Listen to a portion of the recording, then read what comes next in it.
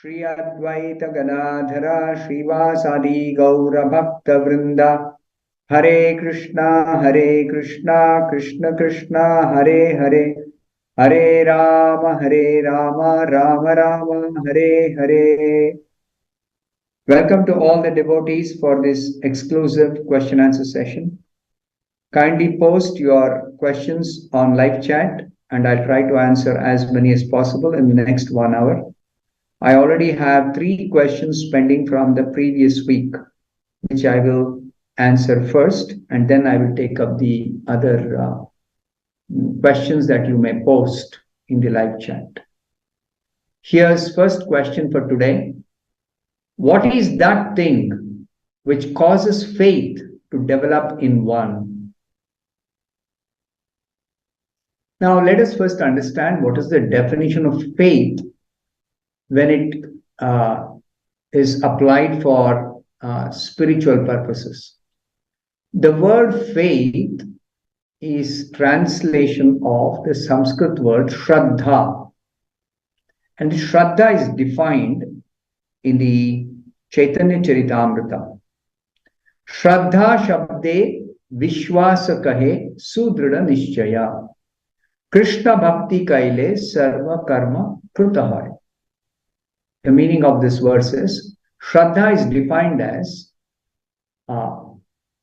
unflinching trust in something sublime is called the Shraddha. And the Shraddha is characterized by the understanding that simply by rendering service to Supreme Lord Krishna, all my activities will become perfect. Krishna Bhakti Kaile Sarva Karma Krutahai. So this particular type of consciousness is called Shraddha. Now, to develop this Shraddha is the beginning of bhakti, preliminary faith. Some little faith is required to begin bhakti. What is that little faith? That I begin to render some devotional service to Krishna in the association of devotees or under guidance or with some appreciation for devotional service. I begin devotional service. I actually do something. So bhakti is not inactivity. Bhakti is transcendental activity, spiritual activity, activities in connection with Krishna, the Supreme Personality of Godhead. That is actually bhakti. So bhakti means activity. And bhakti also means activity for exclusively pleasing Krishna. For exclusively pleasing Krishna. That is bhakti. So, faith begins when one associates with devotees who are seriously engaged in Krishna consciousness. Faith begins when one contacts a pure devotee spiritual master. Faith begins when one is able to come in touch with the Supreme Lord through any of the bona fide methods of contacting the Lord. Like somebody visits a temple of the Supreme Lord, where the Lord is worshipped exactly according to the scriptural directions. Then just merely visiting the temple, for some people, it leads to that awakening of that faith. Now this faith or Shraddha is there in everybody's heart. It is just that it is covered by so many material coverings. So by such contact, either with the deity of the Supreme Lord in a temple or by contact with a pure devotee of the Supreme Lord, or by associating with devotees who are practicing Krishna consciousness, one can awaken that Shraddha. That is already there in the heart. It's not something new or external. No, it is there in the heart. So that Shraddha is awakened, one immediately begins devotional service to Krishna. That is a symptom of awakening of Shraddha. Immediately one begins devotional service. And then, how does it develop? When you start doing devotional service, you want to do more and more and more and more. You're attracted because Krishna Bhakti is not different from Krishna. Like Krishna is attractive, Krishna Bhakti is also very, very, very attractive. So when the Shraddha is awakened, that attraction for devotional service is also kindled in the heart. Then the attraction leads to one doing more service, one associating more with devotees, one person actually becoming very determined and fixed up in doing devotional service. These are all symptoms of development of faith. Now, as regards the development of faith, Srila Prabhupada explains in one purport in the Bhagavad Gita, 9th chapter, 3rd verse purport. The 9th chapter, 3rd verse itself says that those who are not faithful on the path of devotional service cannot attain me. Krishna is speaking this. That means those who are not faithful on the path of devotional service cannot attain Krishna, but return to birth and death in this material world. So it's not possible to come out of the cycle of birth and death except by developing this faith, Shraddha, on the path of devotional service, and actually applying that Shraddha in actually doing devotional service.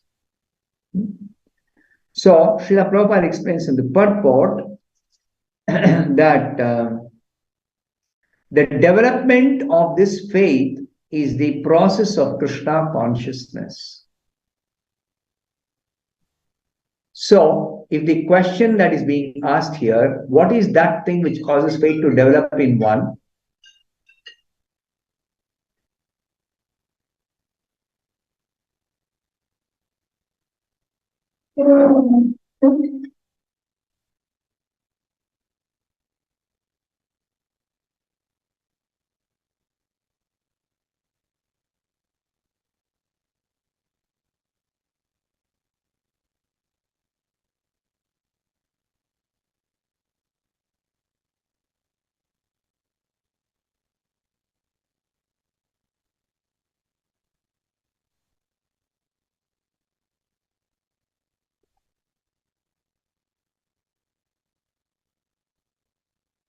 Sorry for the interruption.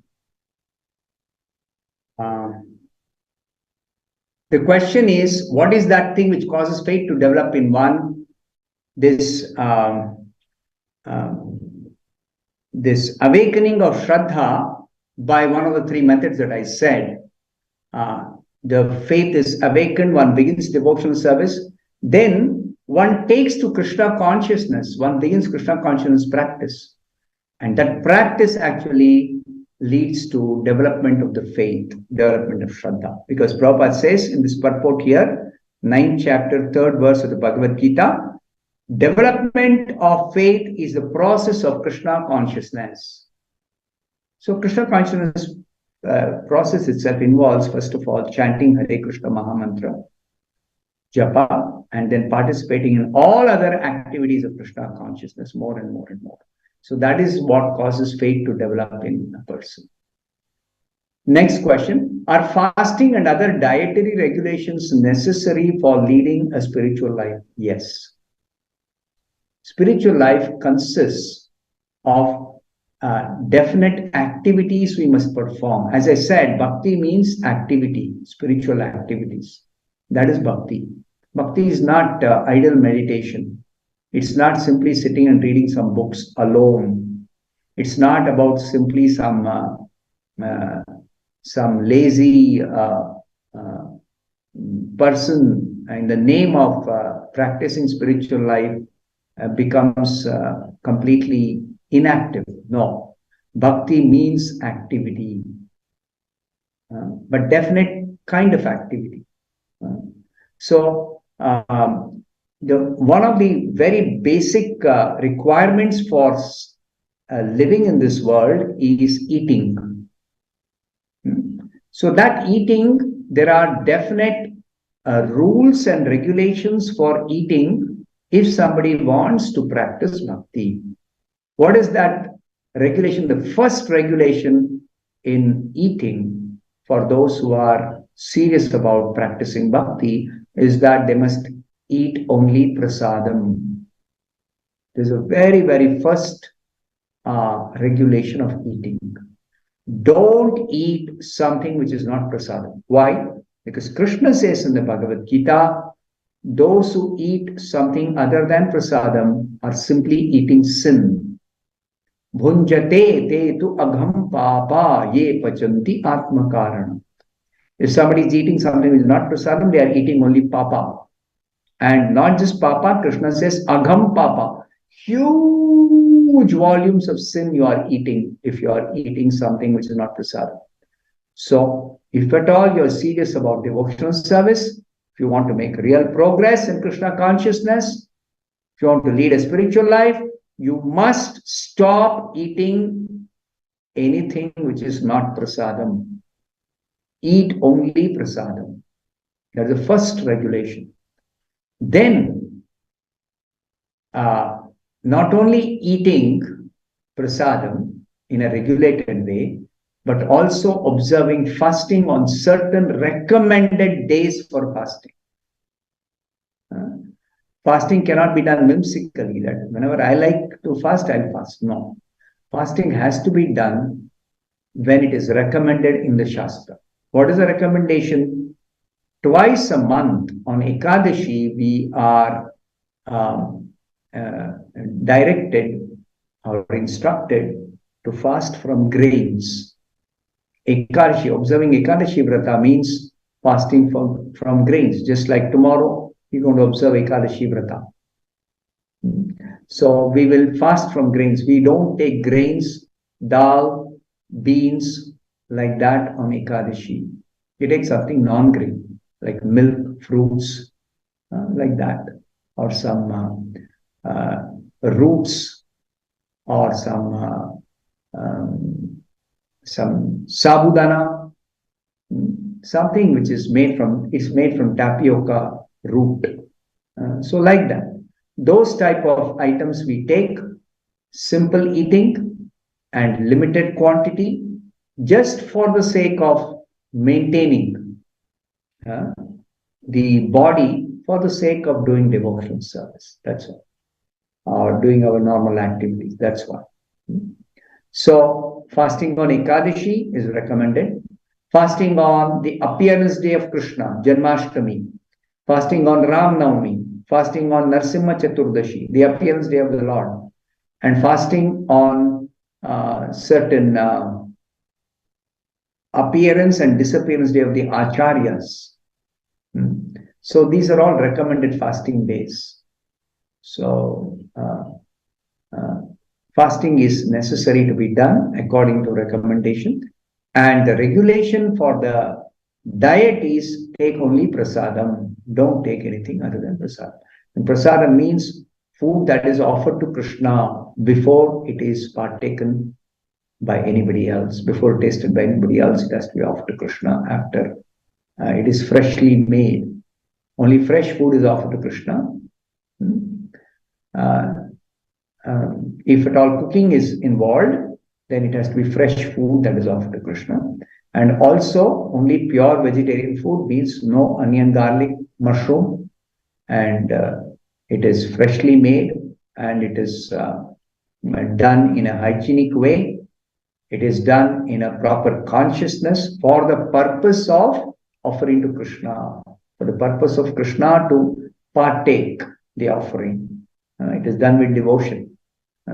So these rules and regulations are there. If you read Bhagavad Gita, there are so many places where these instructions are given.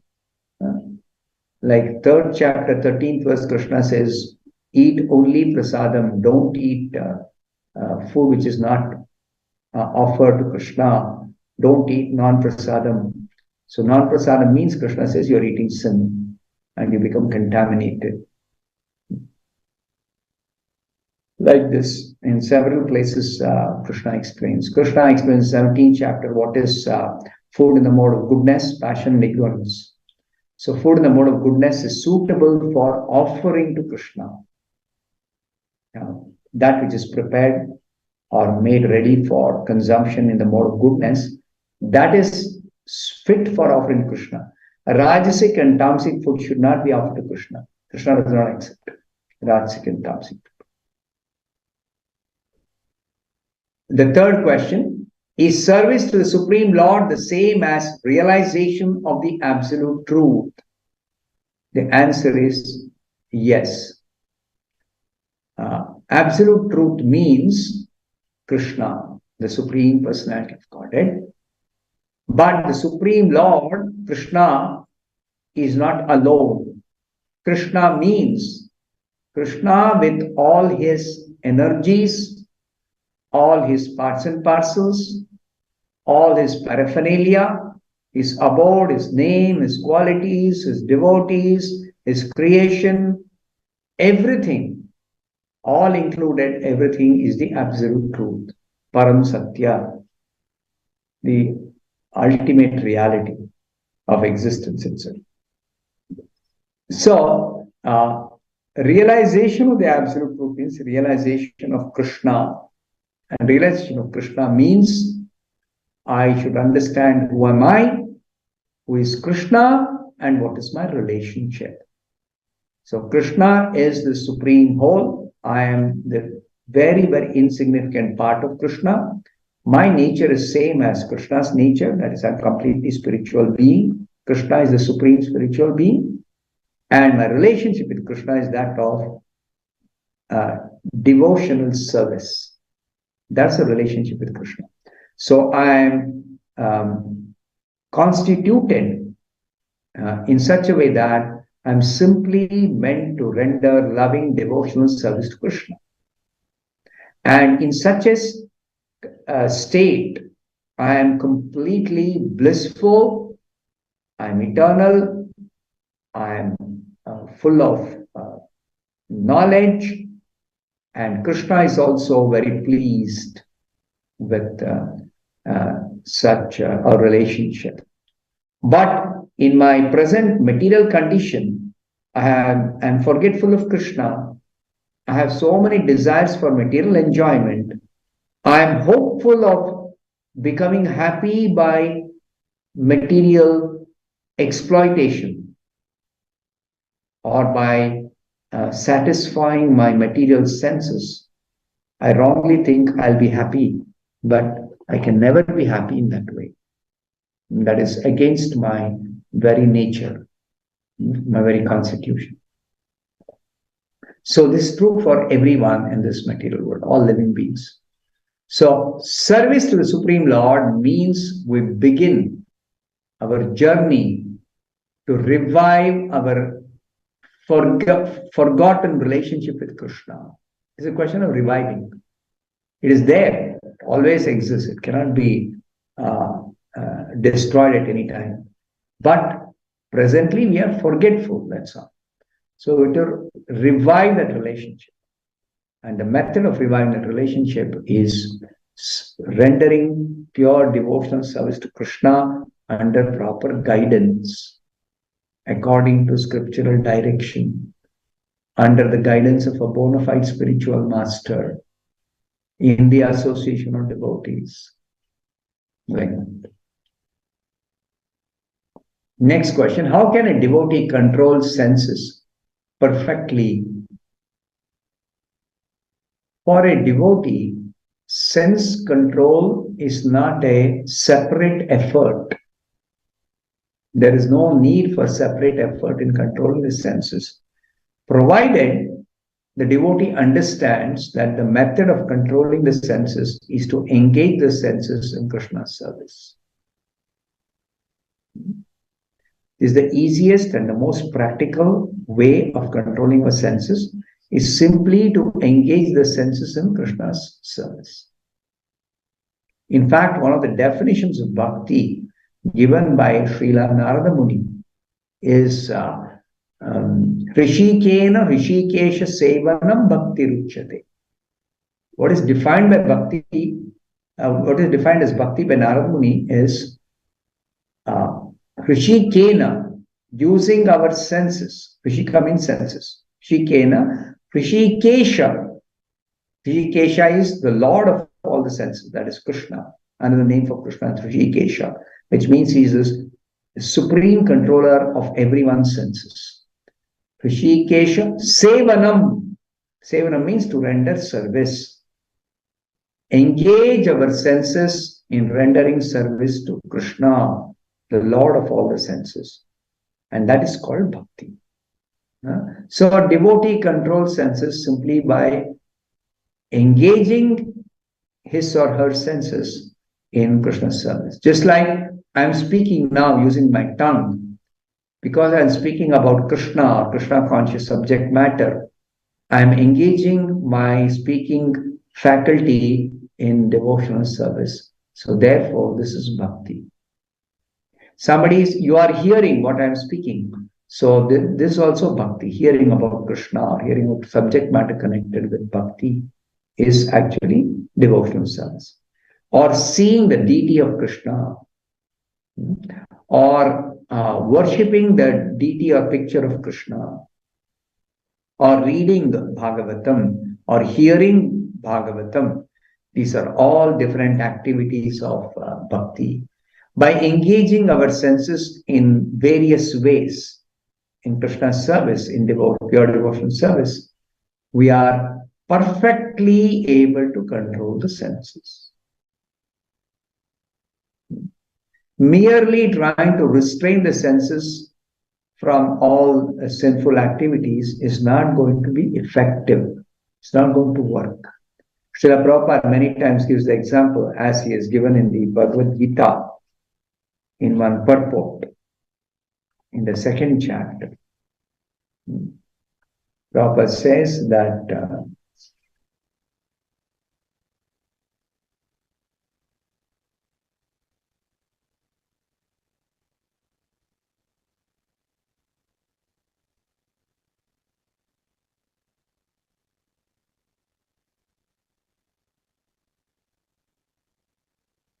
in the second chapter, 62nd verse, Prabhupada says that even big demigods are having difficulty in controlling their senses. If somebody does not engage the senses in devotional service, they find it very, very difficult to control the senses. Whereas a devotee very easily controls the senses automatically, simply by engaging the senses in Krishna's service. So how to engage the senses in Krishna's service is best explained in the life of one King Ambarisha. In second chapter, 61st verse of the Bhagavad Gita, Srila Prabhupada explains in the purport how Ambarish Maharaj engaged all his senses in Krishna's service. So read this purport and you will understand how to engage the different senses in Krishna's service. Next question. What is the relationship between senses and mind? Whatever we see through eyes, whatever we listen through ears, everything gets registered in mind. How sense control will help in controlling the mind? Good question. What's the relationship between senses and mind? Now that is explained in the Bhagavad Gita, that in our body there is a hierarchy. In the third chapter, 42nd verse, it is said by Krishna, third chapter, 42nd verse of the Bhagavad Gita, Krishna says, Indriyani paranyahu, indriyebhya param manaha, manasastu para buddhi, yo buddhe paratastu saha. The meaning of this verse, third chapter, 42nd verse is, the meaning is, the working senses are superior to dull matter, mind is higher than the senses, intelligence is still higher than the mind, and the soul is even higher than the intelligence. That means in this mind-body system, we have our senses, working senses, hands, legs, voice, and even the other senses, the eyes, ears, nose, etc. And these senses are superior to dull matter. Because the senses are helpful for us to perceive form or hear sound, or the senses are utilized for action, the active senses, hands, legs, etc. We're using for some activity. So therefore the senses are superior to dull, dead matter, ordinary material objects. And the mind is higher than the senses. Mind is above the senses. So it is said, the mind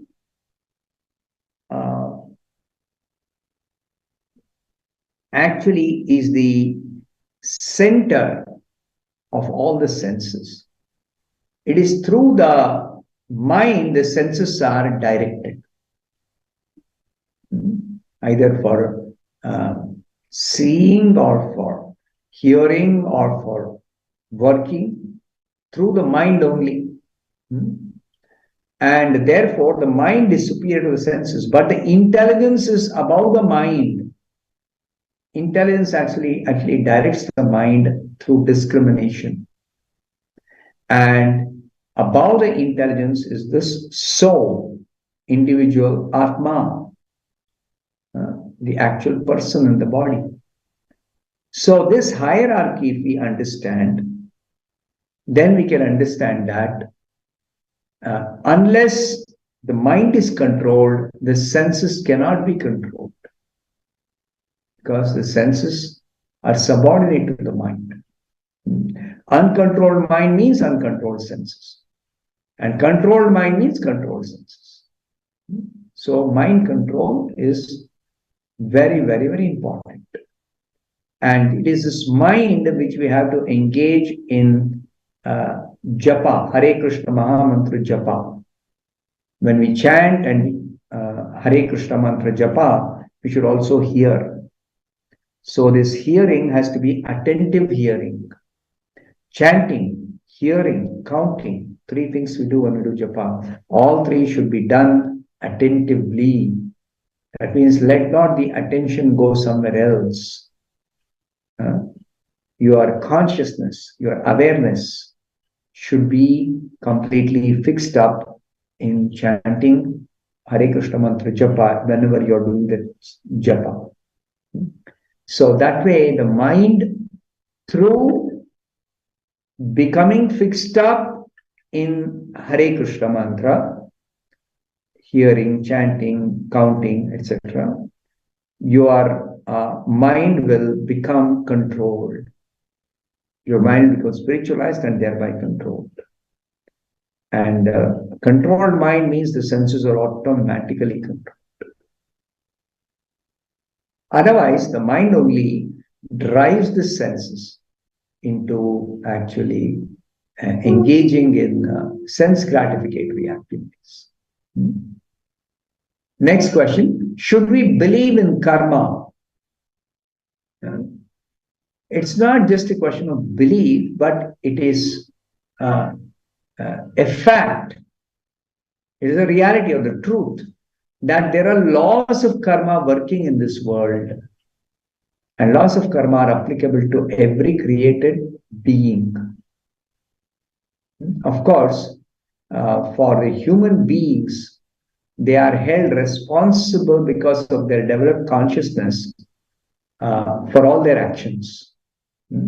So the human being should act in accordance with the laws of karma. The laws of karma are very complex. Some actions are classified as pious actions, punya karma. Some actions are classified as papa karma or sinful activities. So Shastra's preliminary or basic instruction is only perform punya karma, don't do any papa karma. Why? Because if you do papa karma, there is papa, and there are sinful reactions. For every sinful action, there is sinful reaction. Sinful reaction means suffering is forced upon the person who committed sinful activities in the past. So therefore, this is the basic understanding of the laws of karma. But what all activities constitute punya karma, what all activities constitute pap karma is very complex to understand. So simple way for devotees is, let me only be engaged in devotional service. That's all. Then such devotional service will be the cause of my liberation, freedom from bondage, and such devotional service will also help me to advance in Krishna consciousness, to become completely blissful and make spiritual advancement and prepare oneself to go back to God. So these laws of karma actually are very, very strict, stringent, that nobody can avoid it. If they commit sinful activities, they have to suffer the corresponding reaction. And not all sinful activities have got the same reaction. There are different degrees of punishment due for certain different types of sinful activities. And in Kali Yuga, 4 kinds of sinful activities are particularly singled out among so many different sinful activities somebody may commit. 4 activities are very, very, very sinful, because if somebody indulges in these 4 types of sinful activities, then they are going to be punished in hell when they quit their body, when they quit the present body. They are going to hell. They are forced to go to hell and suffer their punishment in hell before they get the next body. So very, very dangerous, these 4 types of sinful activity. What are they? Meat eating, gambling, illicit sex, and consuming intoxicants. Dyutam panam striya suna. These are the 4 pillars of sin in Kali Yuga. So if you want to avoid punishment in hell, then you should particularly avoid these 4 sinful activities. And of course, you should not perform any other sinful activity either. But if you start by stopping completely these 4 sinful activities and chanting Hare Krishna on a daily basis, regular basis, then you will not be touched by any sin. Next question. When we chant Japa, we may feel transcendental happiness, but how can we be sure if this source of this happiness springs from a benevolent God? Now, when we are chanting Japa, our action itself, activity itself, is to vibrate the tongue to produce the Hare Krishna mantra. That is what is happening when we are chanting Hare Japa. We're chanting the Hare Krishna mantra. This Hare Krishna mantra is spiritual sound. And this spiritual sound is the incarnation of Krishna in this Kali Yuga. So this sound incarnation of Krishna as in the form of this Hare Krishna Mahamantra is actually Krishna himself.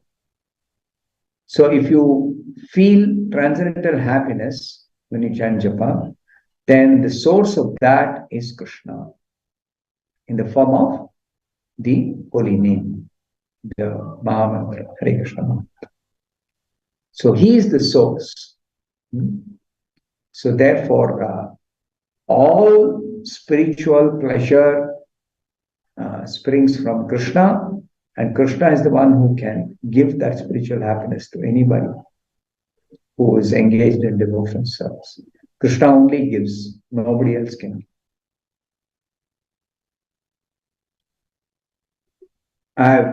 Okay, here's one more question. Can we develop the mood of the devotees of Vrindavan just by following our authority of service? Yes, it is possible.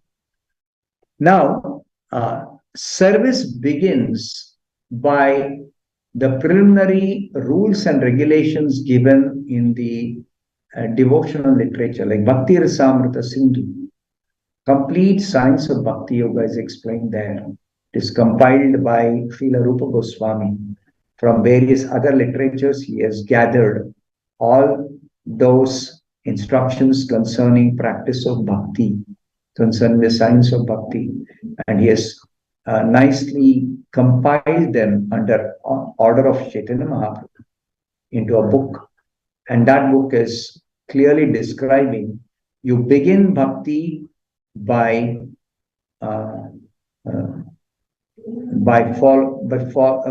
doing certain simple devotional service, like chanting Hare Krishna, like accepting some Krishna prasadam, or like participating in Hare Krishna kirtan, like that. So many different ways one can begin devotional service. But if we do seriously practice sadhana bhakti according to rules and regulations, we should be guided by a bona fide spiritual master. And the spiritual master's directions are clearly given by the spiritual master himself, and they're recorded and documented, and they have to be followed by whoever is seriously interested in practicing bhakti. So we have to follow the rules and regulations. It has to be given by the spiritual, pure devotee spiritual master, and we have to follow them in the association of devotees. The association of devotees. So in the association of devotees, we also want to render some devotional service to Krishna. So that service is done under spiritual authority. Then only it becomes authorized service. If somebody is not doing authorized service means service which is given by a spiritual authority. Just like Prabhupada established a spiritual authority system in the Krishna consciousness movement. There are so many centers or temples of Krishna consciousness. And in each temple, there are full-time missionary devotees. So they are themselves doing, practicing bhakti, and they are also teaching others and preaching to others to practice bhakti for their own good. So like that, there is always necessity of spiritual authority for anybody to practice bhakti. At least in the Krishna conscious movement, those who are followers of Prabhupada, they require the spiritual authority to direct them, to help them, to guide them, to inspire them, to keep in touch with Krishna regularly, on a regular basis. All this requires spiritual authority. So, following the spiritual authority, one gradually becomes purified to come to the stage of associating with those devotees who are pure devotees engaged in specifically serving Krishna in their relationship with Krishna. So if you want to follow in the footsteps of the devotees of Vrindavan who are engaged in pure devotion service to Krishna, then you have to first of all practice Krishna consciousness according to the rules and regulations of sadhana bhakti. But after practicing sufficiently, one will become purified enough to become fixed up and develop higher taste, transcendental taste, and spiritual emotions, spiritual feelings. And gradually that will lead to this position where you will be fully purified in the heart. And when you're fully purified in the heart, then your attraction for Krishna is awakened. And by that attraction being awakened, you naturally are drawn towards Krishna. And to serve Krishna, actually, after this purification and when you're attracted to Krishna, the personality of Godhead, you have to follow in the footsteps of the devotees of Vrindavan. That's called Raganuga. Raga means doing with attachment for Krishna, doing with attraction for Krishna, doing with spiritual understanding of who is Krishna. And Anuga means to follow. To follow in the footsteps of the Vrindavan, the pure devotees. And they will guide, they will help. But before that, we have to practice regular sadhana bhakti and purify our heart. Any other questions somebody has got can post. I've exhausted all the questions that have been posted so far.